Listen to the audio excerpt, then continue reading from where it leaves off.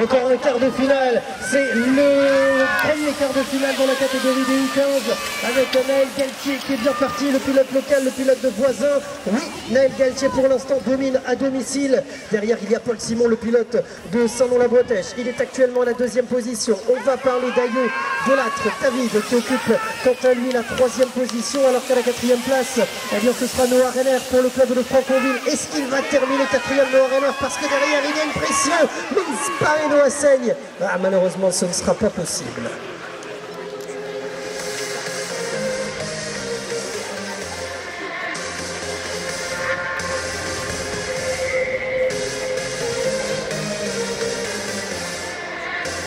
Allez, nouveau quart de finale, catégorie des U15 garçons et aussi filles, parce qu'il y a Anaé Bazin qui est au départ.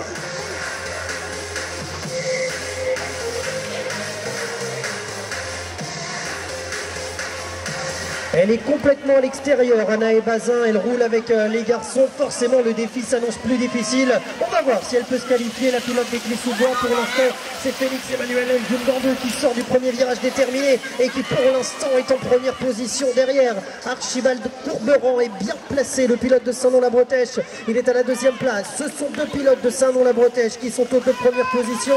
On va parler de la troisième place, elle revient pour l'instant sur les épaules de Lucas Gourvest.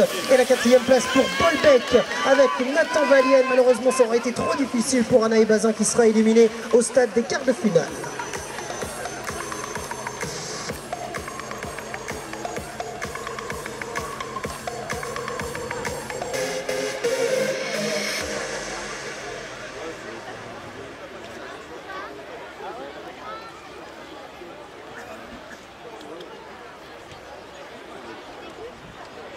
Ouais, prochain quart de finale. Allez, on rappelle évidemment tous les pilotes. Hein. S'il vous plaît, veuillez vous présenter en pré-grille immédiatement. On n'attendra pas et on lancera les quarts de finale. Prochain quart de finale au départ, toujours les U15.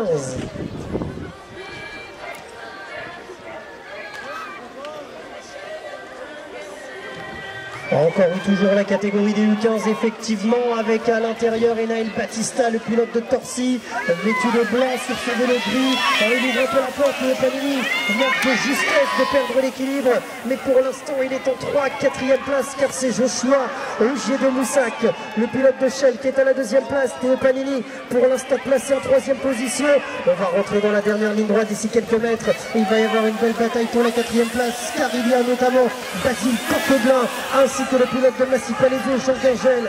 Avantage au pilote de voisin qui va remporter bien, sa place en demi-finale. La troisième. Hein? La troisième de la catégorie. La troisième rail de la catégorie.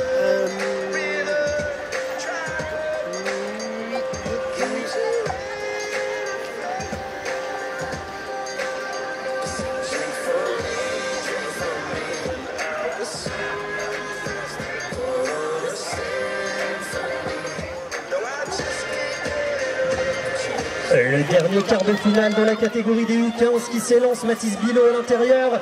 Et pour l'instant, Mathis Bilot réalise le meilleur départ. Il ferme la porte correctement, ce qui empêche Timothée Rab de potentiellement venir.